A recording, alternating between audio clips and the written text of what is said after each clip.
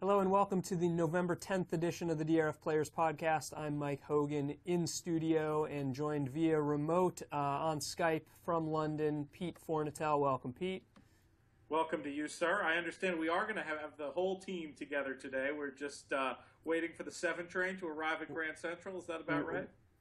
Matt Bernier is at Bryant Park waiting for the 7 train. Pete, I know you've got some activities you have to get to, daycare activities you have to get to later. So we're going to start. Matt's going to join mid-segment.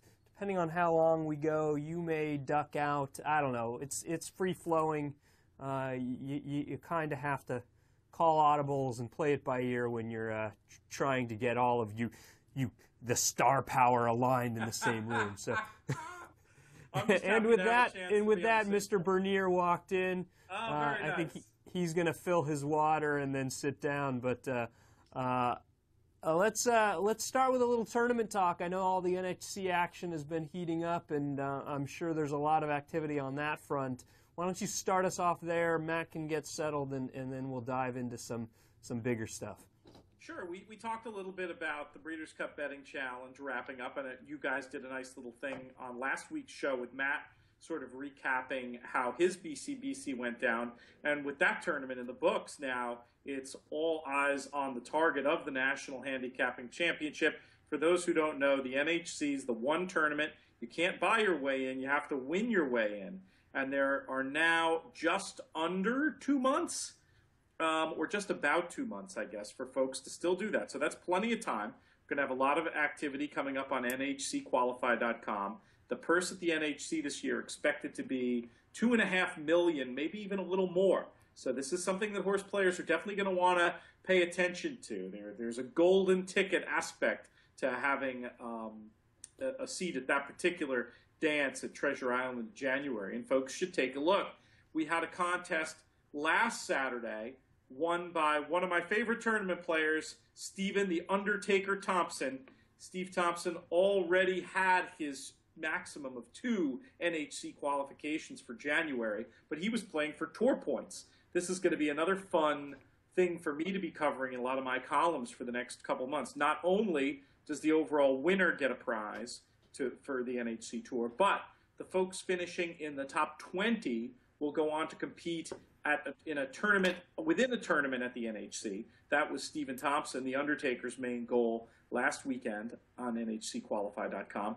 There also, of course, is a big race to finish in the top 150 on the tour, and that's because if you're not already qualified straight in, if you finish in the top 150, you get an automatic berth. Well, how big a deal is that? It's a huge deal. Last year's tournament, I think at least half, maybe more than half, of the top 10 all qualified via tour points, including the overall winner, John O'Neill. There's a good story that I want you to tell, Mike, about one of last weekend's winners on nhcqualify.com. Because Thompson was double qualified, that meant an extra person was able to win a seat. And I have to describe this story as the return of the anti-DRF podcast jinx. We all know about the Sports Illustrated cover jinx. You're on the front cover there. You know, Cleveland Indians or whatnot. Forget them. They're going to finish in the basement. For tournament players who appear on the DRF Players Podcast, it's the opposite. And if you just go through some of the guests we've had on the show this year, including early this year, guys like Roger Satine and Jonathan Kitchen, they come on the show, they catch fire, and end up doing fantastically well. The latest version doesn't involve me. It involves you and a certain food truck, perhaps. Tell the story. Yeah, it's pretty funny. Last week I was just getting lunch, as I often do, at one of my favorite food trucks, Uncle Gussie's, who is also recently on Chopped. If you watch Chopped, I think they had a little bit of an issue and something didn't end up on the plate, so they didn't make it. I don't know. I didn't see the episode. But last week I was getting lunch, and I was just chatting, as I often do, with Wayne and Jake as we're waiting in line. I don't know what we were just talking about, something stupid, but of course it had to do with horse racing. I order, and then shortly after ordering, I hear somebody, a few people behind me in line say, "Hey, are you Mike Hogan?" And I was like, "Yeah," and I was kind of taken aback. And he said, "Oh yeah, I listen to the podcast all the time. I recognized your voice." And so I introduced myself. Obviously, he knew who I was, and he said, yeah, I'm Mark. And so I said, yeah, reach out, send me a note, I mean, it was just surprised because I certainly wasn't expecting it. I didn't really know what to say. So, he reaches out, we email a little bit. Turned out he'd bought a Formulator card plan that had expired, had some cards left on it, so I had Lonnie extend it. Reached out and said, hey, you're all set up. If you have any questions with Formulator, let me know. Well, it turns out, he bought this plan, he got a little bit busy, and then hadn't played in contests, as many contests as he thought he would. So he decided, okay, he's got Formulator, I'll play an NHC qualify this week. And boom, he gets a seat to the NHC. He said he'd only played in 6 or 7 contests all year. He hadn't played in one in 4 months. And then, he meets me at the food truck and gets his seat to NHC. So he got the rub from the great Mike Hogan, and he put his Formulator plan to good use, which is fantastic. I look forward to meeting him. He'd been a thoughtful commenter on the blog. When you mentioned the name to me before he qualified, after you met him, I knew the name, and I looked him up, and sure enough, he'd made some good comments on the blog in the past, and seems like a worthy player, and he definitely owes a big thank you to The Undertaker, because had he not already been double qualified, he wouldn't have gotten in, and as we all know, that should be the etiquette. As a mapperneer, I don't know if he ever got the fruit basket from either of the two players. That his wins last year on the NHC Tour enabled other people to get to the big dance in Vegas. But in this case, it's a very clear line between Mark's success and the Undertaker, Stephen Thompson. So we'll have to introduce them out at the NHC. Well, Matt is here, so welcome, Matt. What's up, gentlemen? How are you? Pete, how's it going? What's going on? Life is good. Life is good. Yeah. And so I don't know. You heard that story. Are you familiar with Mark Danbaum? No, not at all.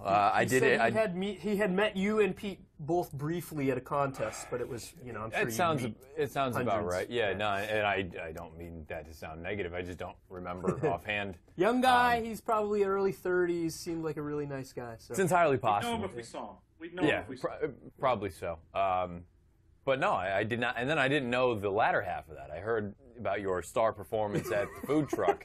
I didn't know that this individual turned the meeting into absolute pay dirt. You want to talk about going for gold? Reverse podcast jinx. How about that? Yeah. I like that. That's good stuff. That's good stuff. Pete, I see you've made it back over to the other side of the pond. Everything went well? I've been here for a week. It's tough adjustment, man. It's the weather here is living up to its reputation. Let me put it that way. But the flat season's done here now. Looking forward to the jumps. Have my press credential to go to Cheltenham next weekend. That's going to be fun. I'm still representing here, as you'll see from my shirt. But very very sad about the Mets deciding to, you can win, you can lose, but it's rough to hand 3 games that you have in the bag over to the other team. That's not fun. Well, if you want to use a horse racing analogy, it's almost like this was their first against winners.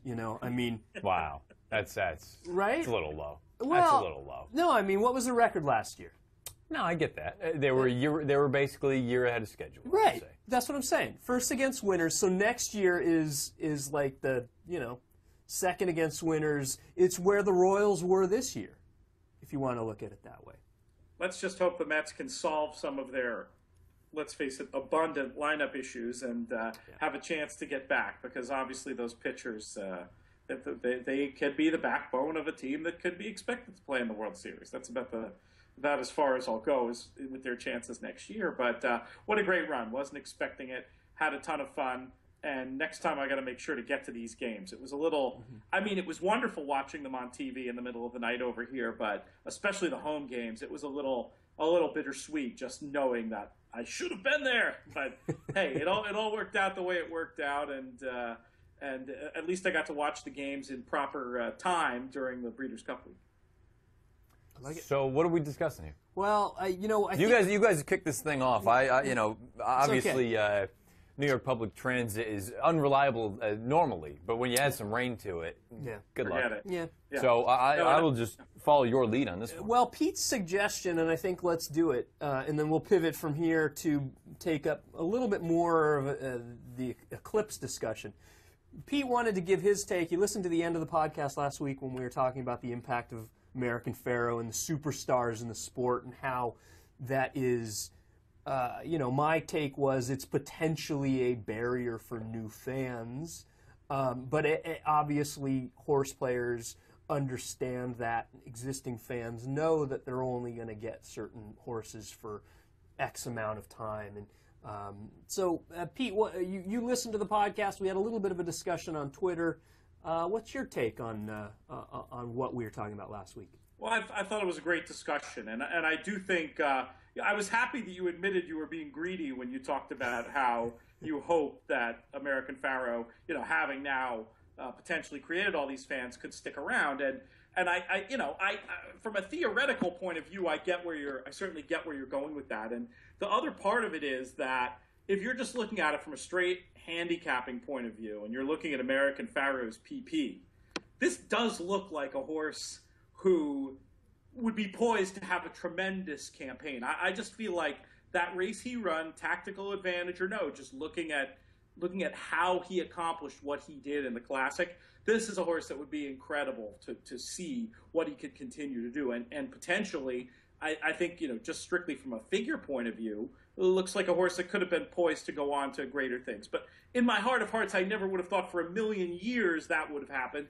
And I'm frankly still shocked we got to see these other 3 races from him. So I guess I fall a little more on the line of that conversation where Matt was than you were, Mike. But I think that the bigger question, and this is something I've been chatting about on Twitter, actually, Christian Helmers, Matt's old castmate from Horse Players, sent out a very interesting tweet that I responded to, where he said in his tweet, I should read it, but I don't have it in front of me, but the idea was that he felt like because the handle was flat in the Breeders' Cup, what he actually said is undeniable, which is that means that, where the racing industry still has so much to do, American Pharoah or no American Pharoah. And he's absolutely right about that. No horse is going to solve all the problems of the industry. But what I disagreed with, I guess, that was sort of implicit in that statement was the idea that you can judge anything about the effect that American Pharoah or any superstar horse is going to have on the sport by looking at one race 3 months, later or whatever, in the same season that all this is going on. And then my buddy Ed DeRosa made a comment, also kind of cynically, about Zenyatta, saying that he didn't think that for all of Zenyatta's superstardom and being on 60 Minutes and this and that, his exact quote was something like, that didn't move the needle.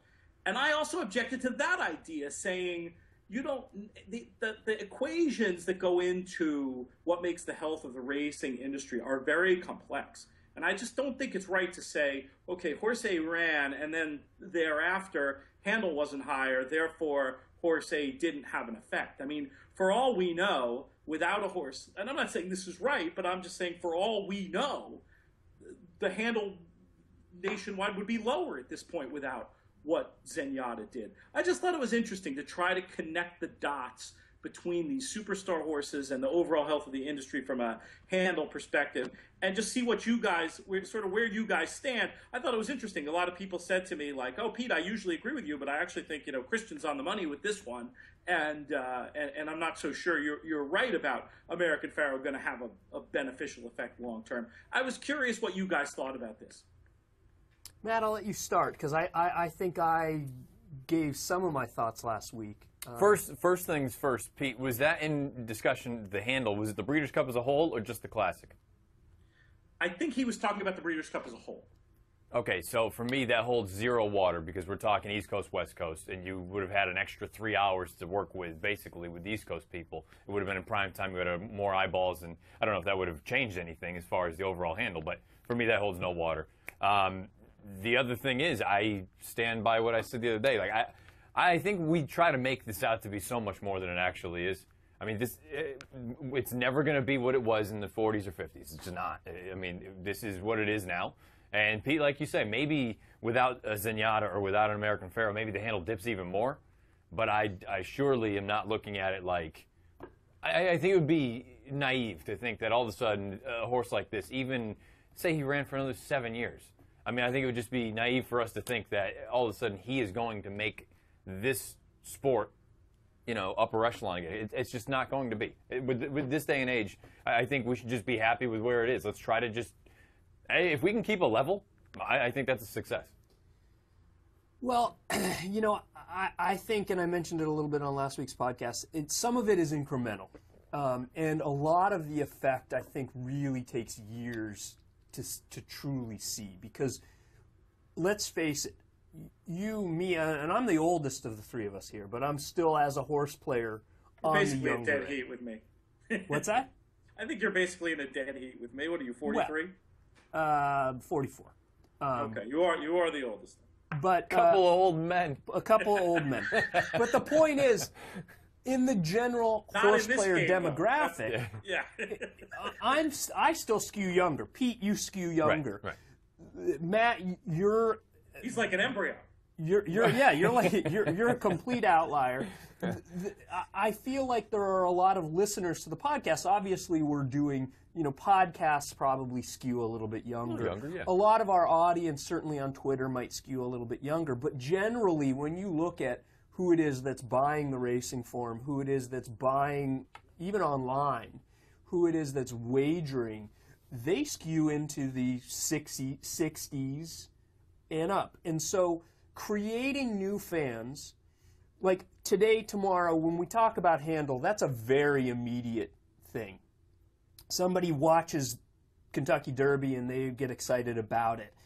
Even 5 months later, 6 months later, how much are they going to be like, I want to bet on the Breeders' Cup?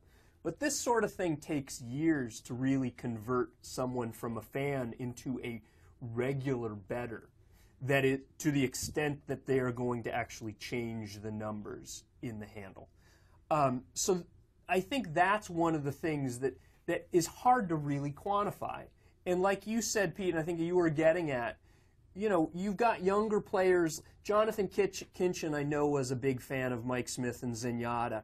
And had she not come around, had that not, I don't know. I mean, we can ask Kinchin whether or not he'd be a player, but maybe not. And so it's that next wave of horse player that we have to start cultivating. And that next wave, they could be 10 right now. They could be 15.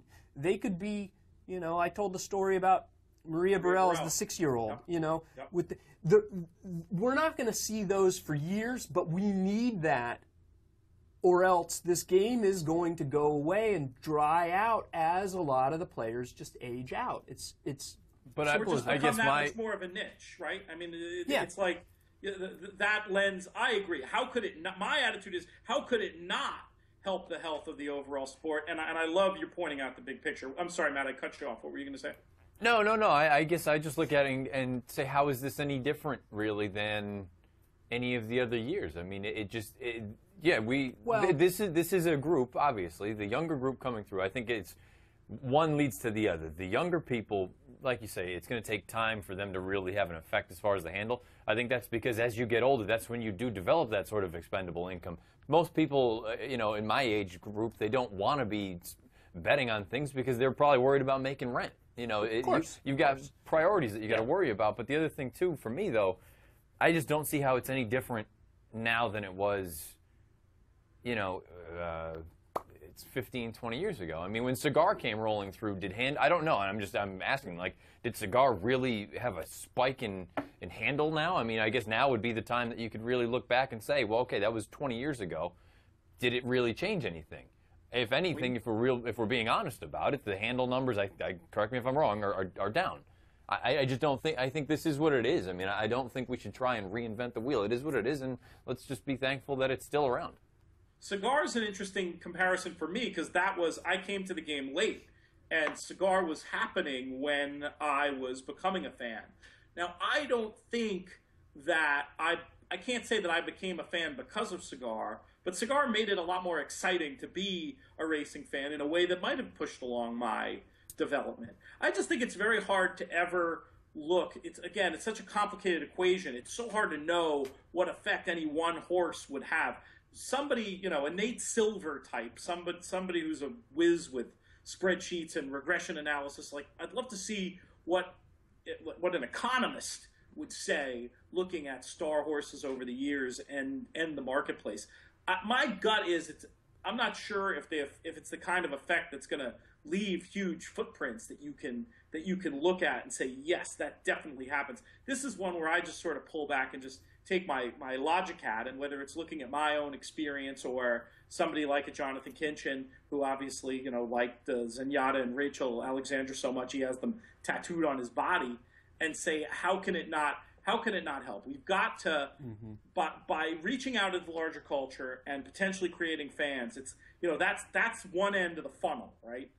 We talk about this. I hear this term in business meetings at DRF sometimes, talking about the funnel and how people enter the funnel, and then you sort of get them, getting them down into the narrow end of the funnel. How can having the funnel be bigger be a bad thing for the game? No, I don't think it's not a bad thing, and I don't want that to be like misconstrued. What my feeling is. I obviously, look, if this horse ran for the next 6-7 years, I think it couldn't hurt. But I also don't think he is going to be the savior that all of a sudden things, or horses along of that nature are going to be the ones that make this. Yeah. Yeah, no, and I think I'm taking probably the most optimistic view of it, but I'm not at all saying that this is a panacea or a savior for the sport. There are a lot of other things that need to happen in order for the sport to be more mainstream than it currently is. And I think, in a way, you're right that it is ultimately and probably will continue to be a niche sport for the rest of my lifetime at least, and I don't see anything changing that. However, I do think that having superstars, regardless of whatever sport you're talking about, whatever event you're talking about, music, sports, really anything, movies, that increases in interest. And we have this opportunity now, even more than we had with Cigar, certainly more than what we had, in my opinion, than with Zenyatta or Rachel Alexandra, where the like it or not, the sport is so centered around the first Saturday in May in particular, or the Triple Crown in general, that we have a Triple Crown winner who then continued on and won a number of races, including the Breeders' Cup Classic afterwards. It's the first opportunity we've had in nearly 40 years, the first opportunity we've had since we've had the Breeders' Cup to really have a Triple Crown winner where the focus of racing is all kind of coalescing into the biggest moments of the sport. And Rachel, the Zenyatta story was nice because it was a filly taking on the mares, but she was not really ever going to be on the true national spotlight because she missed and was not available to run in the Triple Crown series, which is really such a focus for horse racing. But I guess I look at that too, though, and say, I talked to Eric Wing about it briefly because he was watching in the lobby, and he said, I still think the general public would be much more interested next year in a horse going for another Triple Crown than seeing this horse run in the Dubai World Cup or something along those lines. I disagree, and that's because I think the general public doesn't even realize that American Pharoah wouldn't be eligible to run in the Triple Crown next year. Well, but I guess that's even more of a point, though, that it's just so ingrained in the public's mind, and I don't think they're going to break what they're doing in a March 31st or March 30th to watch a race, whether it's in Dubai or watch the Big Cap or watch any of these races, because I just don't think they care that much. I think they like the idea of a horse going for the Triple Crown. And again, it's the other thing, too, that we have to keep in mind. We all love this game. Call it for what it is. It's slow. It's slow. And today, people don't want slow. People want now. And I don't. Wait. Okay. I'm gonna completely take offense to that, because as someone who I think on the podcast has mentioned, I could not be more bored with football. You are the vast minority. I know, but that is, you compare that to horse racing, where you got most of the races are over in a minute to 2 minutes. Tops. That's not my greater point. Is of the day we have half-hour gaps between races. We have and you have to keep in mind, you are the vast. You are the 1%.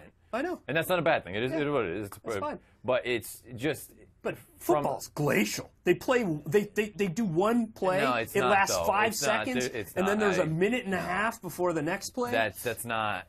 It's glacial. It's not, man. You are. This is one where they call timeouts. The last 2 minutes of the clock takes a half an hour. There is so much more interest in, but also be objective. There is so much more interest in football than there ever will be with horse racing. Oh, I know I'm in the minority, but if you're talking about speed of the game. The speed of the game, the difference is, guess what? The speed of a 6-furlong race, it's going to be over in a minute 10. But the grander thing is, for the entire day, how are you going to maintain people's interest when you only run those 8 times or 9 times? I mean, that's the thing. The football game is, no matter what you say, how slow you may think it is, something's always going on. Whether there's a timeout, they're talking about strategy, they're doing whatever. There's commercials. Guess what? People are interested in the commercials. How do you fill 30 minutes between races? And I'm not saying that that's wrong. I don't think there's anything wrong with our sport staying where it is. I really don't. I don't think we have to all of a sudden try to beat the NFL. I'm a niche sport where we've got a diehard group, whether it's Twitter, whether it's worldwide. I think where we are right now is an awesome spot. I just don't think we should try and turn it into, even with a horse like American Pharoah, let's not try and turn it into one of the big 4. Well, I don't even think we're close. If we wanted to, I don't think we could. Yeah.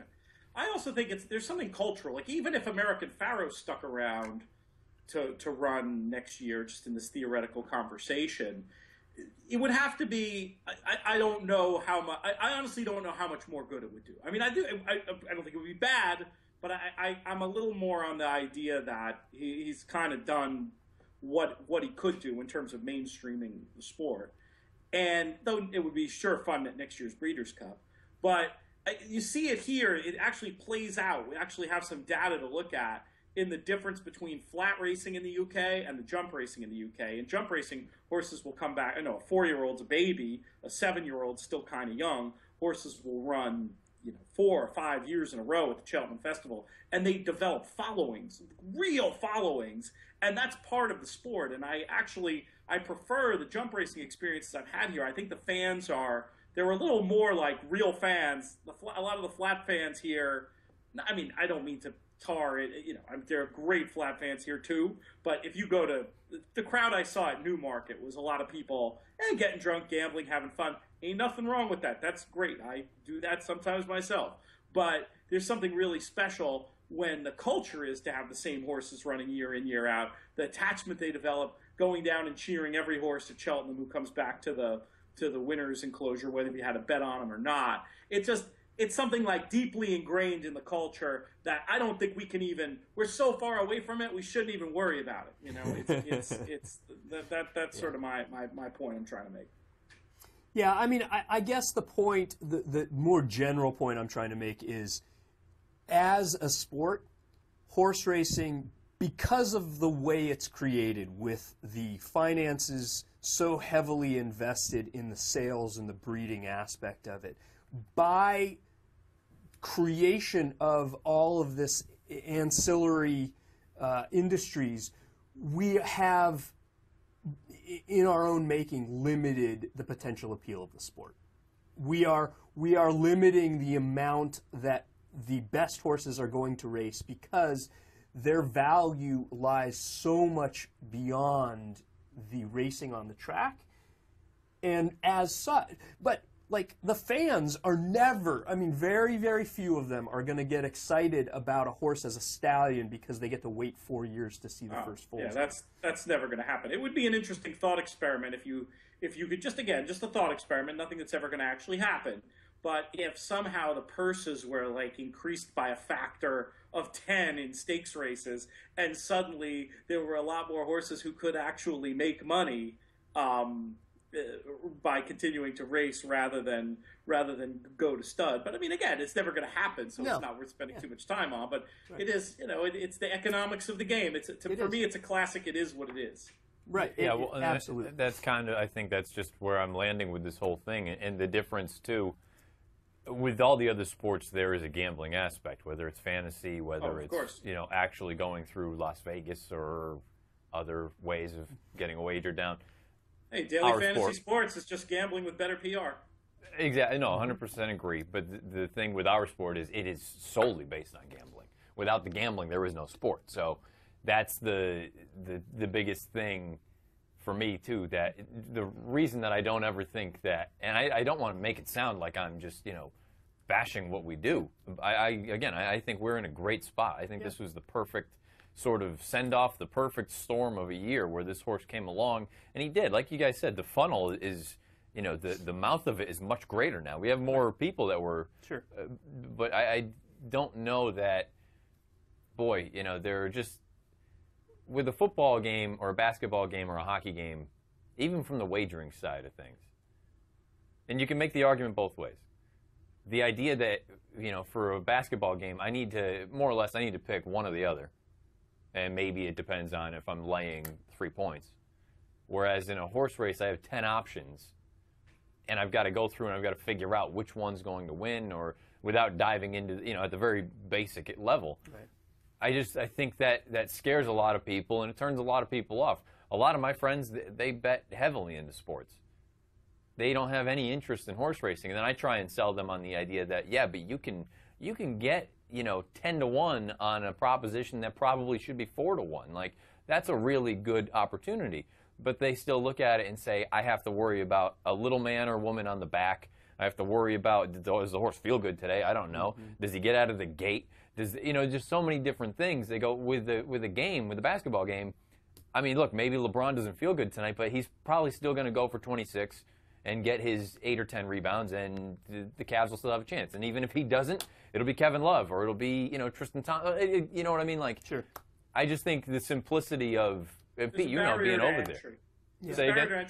There's a barrier to entry with horse racing that's more complicated, and let's face it too. You're paying, in those various scenarios you mentioned where people are getting bets down, they're paying maybe 10%, and you struggle outside of the contest world to find that situation in horse racing, which is another not insignificant barrier to getting your peers a little more into our game too.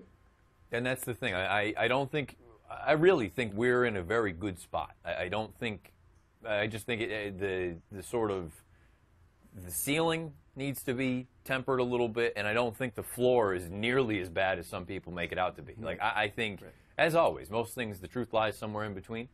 I think things are not nearly as bad as people want to make them out to be, and I don't think they're ever going to be what some people hope they can be. Oh, yeah. No, absolutely. And believe me, that sounds like a good last word on that subject to me. I mean, that sounds pretty sharp. Yeah, exactly. My point was not about. I understand that. More about wouldn't it be wonderful awesome if it was a world where we hadn't seen his last race? And I'll just leave it at that. Let's pivot. Just a quick discussion. I know, Pete, we're going to lose you in a few minutes, so feel free. I could probably do 10 minutes, but then I gotta go to the nursery to pick up the little one. Quick discussion based on what we've seen this year. Let's start thinking about year-end awards. American Pharoah, I think, is your slam dunk as the horse of the year, 3-year-old male. If you don't vote for that, you should have your ballot taken away. Right, exactly. 100% agree. We talked a little bit about who also gets votes, because obviously there are going to be 3 choices. Pete, what were your thoughts? Who are the other 2 that are deserving to be on the final ballot? For 3-year-old, we're talking? For 3-year-old male. I mean, Frosted and Keen Ice pop right to mind. Did you guys have any other ideas? Well, I mentioned Run Happy. I don't think I've seen one more brilliant than Run Happy Save American Pharoah. That makes sense. That makes sense. Do you think he'll get the support, or is everybody going to be thinking longer like you were, the classics? And No, that makes sense as I think about it. I'll be honest, I don't spend a lot of time thinking about the nomination side of things. As an academic discussion, I have no problem with it, but what little thinking I've done about the Eclipse Awards to this point is focused more on who's going to win awards. But I think Run Happy, it's funny. I was almost going to say he belongs in the conversation, but this is one where I almost think there should be no conversation. There should be one finalist, and we should move on. We should move on. One other name I'll throw out there I think could end up on the final ballot, depending on what he does in a couple weeks. Dortmund. Could you see him getting some support over, say, Keen Ice or Frosted? It's hard. I don't. Santa Anita Derby, 3rd in the Kentucky Derby. One is return race. It's not crazy, but it just doesn't feel. I mean, it doesn't feel right the way that Could when you beat said run Olders half, if he wins the Clark. I think he's, of the three that you had mentioned, I think he's on the outside looking in, even if he wins the Clark. Now, the only difference would be because it's not crazy to think that if he wins the Clark, they're talking Clark Malibu. If he wins both of them, then maybe he immediately eliminates Run Happy, because Run Happy is supposed to go to the Malibu as well. I still think no matter what, it's going to be Frosted and Keen Ice. Frosted probably for his overall body of work, and Keen Ice because he actually beat American Pharoah. And like Pete said, it probably we shouldn't even have finalists. There's one. Yeah, give him the award right now. One and move on. I agree. So Songbird as the 2-year-old filly, I don't even, I can't even muster no conversation there. Yep. Any other support for anybody else. How about Nyquist? Same boat with 2-year-old male? No question. Yeah.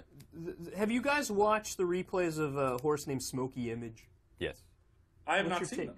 What's your take on him? He's a Calbred. He's very good. I don't know. I think he may just be one of those. I think he's a sprinter. I don't know if he'll be, anything going past this. But I think he's a decent Calbred sprinter. I don't think he's going to be a monster. They're going to try the California Chrome route with him. They should. See if he can stretch out. They should. But, yeah, he's been, of the 2-year-old males I've seen, granted he's a sprinter, granted he's doing it against Calbreds, he's the most brilliant one I've seen. And, boy, that last race especially, where he had everything against him and he still rallied. And, you should check out some of his replays. I will. I'll put that on my list of things to do later. He's good. Tonight, actually. He's a good horse. I think Nyquist is a slam dunk in that. Yeah. Oh yeah. I don't think he's going to beat Nyquist. I think he's a nice horse, and I think they have every reason to try to stretch him and see if he can do it. But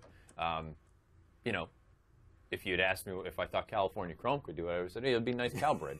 So, I mean, who knows? Maybe this one will be, who knows? Yeah. All right.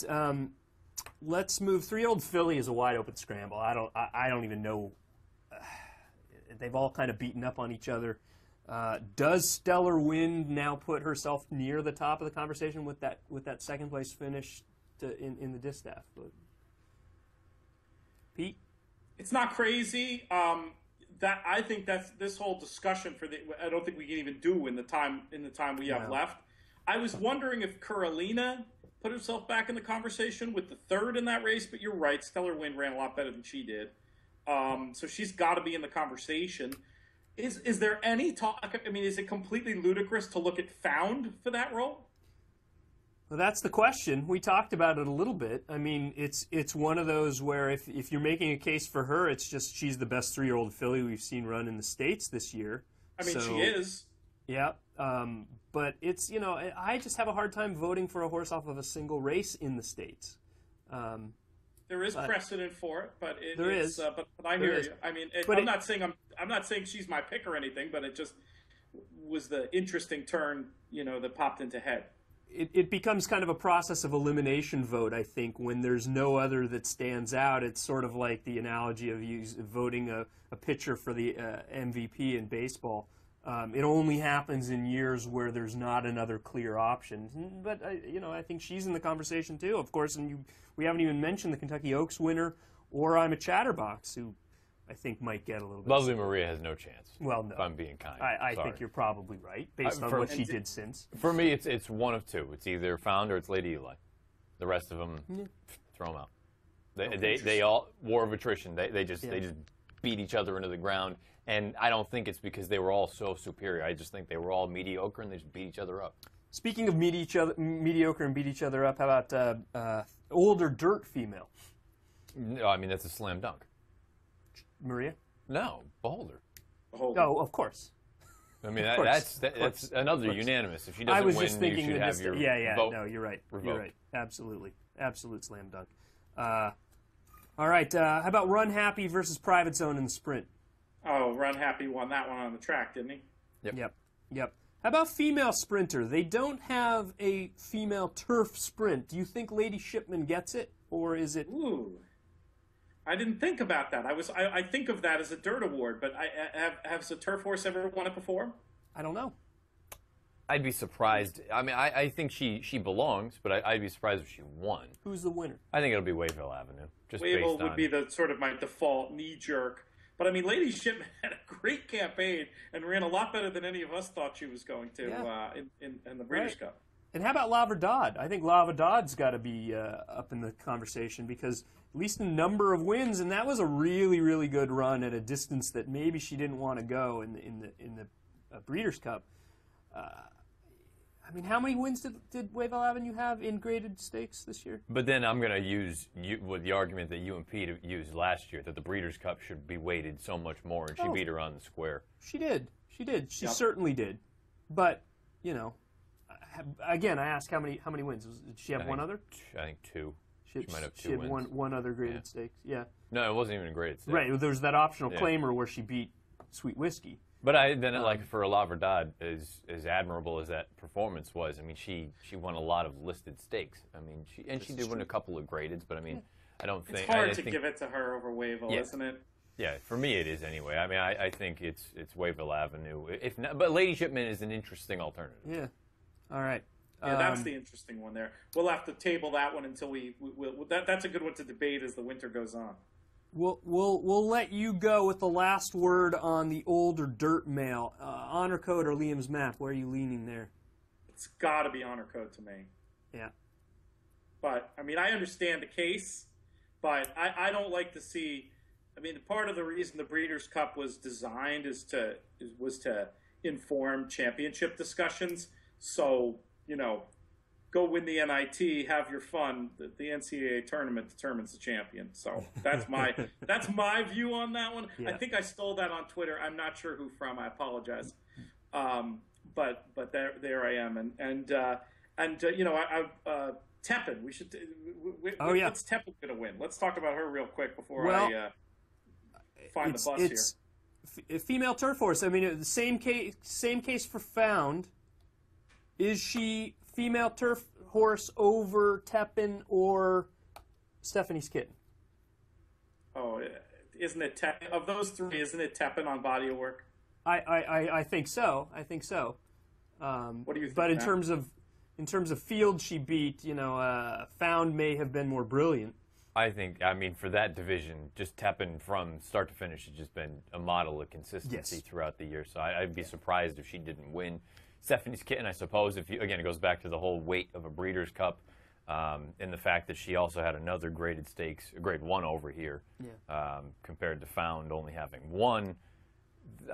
You know what, though? I mean, I just think Tepin is, I could make the case Tepin should be, boy, if American Pharoah weren't around, I wouldn't be completely opposed to her being like an honorable mention for Horse of the Year. I mean, she was fantastic all year, and she beat the boys in the year end in the biggest race. In a more important race, important race than Stephanie's Kitten's race. I mean, the mile's no question a more important race than the filly and mare. And don't get me wrong. I mean, she won't be a finalist for Horse of the Year, I don't think. But I wouldn't. If anyone came to me and said she deserves to be one of the final three, I wouldn't have any argument with that. No, I wouldn't argue at all. Who will they be? You figure Pharoah, probably Beholder. I don't know. Well, boy, if she had run in the Breeders' Cup, maybe. But the fact that she didn't even go, I would probably say Pharoah, Honor Code, maybe Liam's Map. I'm not minding Tepin at all in that discussion. Well, just because it's like, at least with Tepin, what she did was so different that it doesn't seem like completely crazy to have her name next to. I mean, obviously, I'm not going to vote for her over American Pharoah, but it doesn't seem crazy to me to have her name there. That's going to be interesting to see.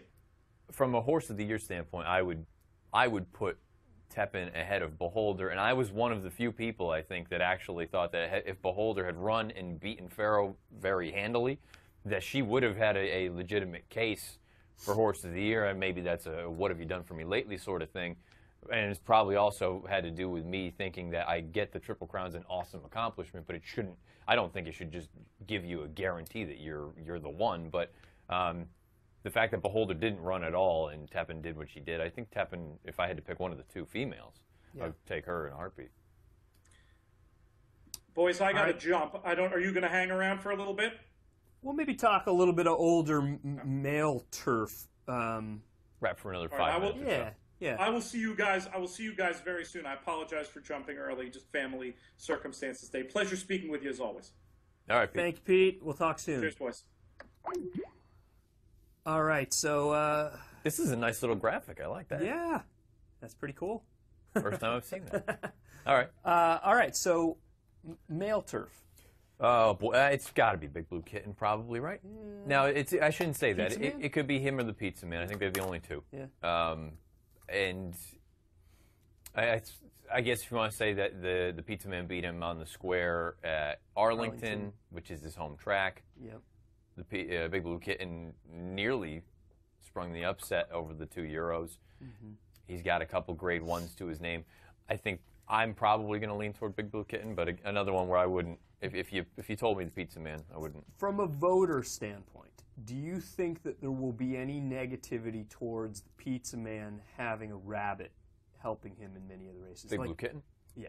Sorry, not Pizza Man, Big Blue Kitten. No, I'd be just because I think that's a tactic that I don't understand why it's not employed more. No, I'm not saying I have an issue with it. I'm just wondering if some of the voters might say, well, beat him on the square, but he had... I mean, you know what? If they do, that's their... it's your prerogative. I don't think it's a knock. I mean, I think it's a tactical move, and and the Ramses got the perfect rabbit with Shining Copper. I mean, when they dipped in and took him, I think that was the perfect move. Right. But I suppose too, did he absolutely need a rabbit? I don't think that's what kind of was the difference from him winning some of these races and losing. Right. And I've made it abundantly clear. I'm not a huge fan of Big Blue Kitten. I finally bought into the Pizza Man in time for him to run a clunker. So you and everybody else. What did he open in the turf? He was second choice, I believe. I know, but I think he opened like really low, 5-2 or something insane. Yeah, I would lean toward Big Blue Kitten. Interesting.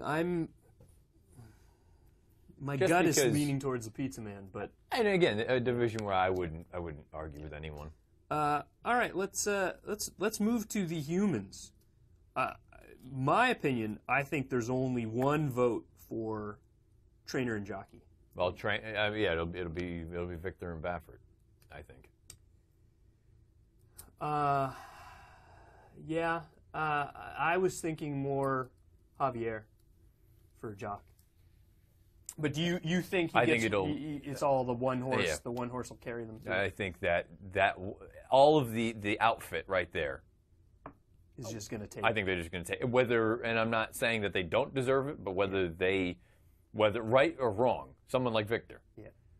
Nothing wrong with Victor as a rider, clearly, but like you say, Javier is probably overall a sounder play, but I just have a feeling that this is going to be a just coronation sort of thing. The Pharaoh, everything. So Baffert, Zayat's thrown as well. Yeah, the whole deal.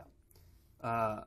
And again, I'm not saying that I think there's anything wrong with that. I just, I think that's what it'll be. Yeah, no, that's fair. I think it would be. I mean, obviously he won last year. Javier's had, and not even arguably, I think on every sort of barometer, a better year this year than he had last year when he won the Eclipse.